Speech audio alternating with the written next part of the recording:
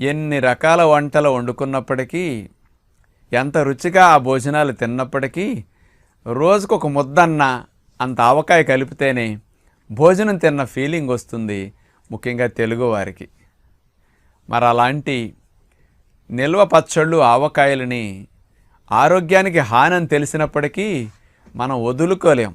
ఇక ఎప్పుడు మాంతారంటే హై బీపీలన్నా రావాలి, పక్షవాతాలన్నా రావాలి, హార్ట్ కంప్లైంట్స్ అన్నా రావాలి. ఈ 3 వచ్చేదాకా ఎవ్వరం వాటిని సహజంగా వదలం. పిల్లలకు కూడా ఇష్టం కాబట్టి చక్కగా తింటూ ఉంటాం ఫ్యామిలీ అంతా. ఇక మే నెల వచ్చిందంటే ఆవకాయలు పట్టే హడావిడిలో ఆడవారు ఎంత బిజీగా ఉంటారు. చక్కగా సంవత్సరానికి సరిపడ పట్టడం, వాడుకోవటం.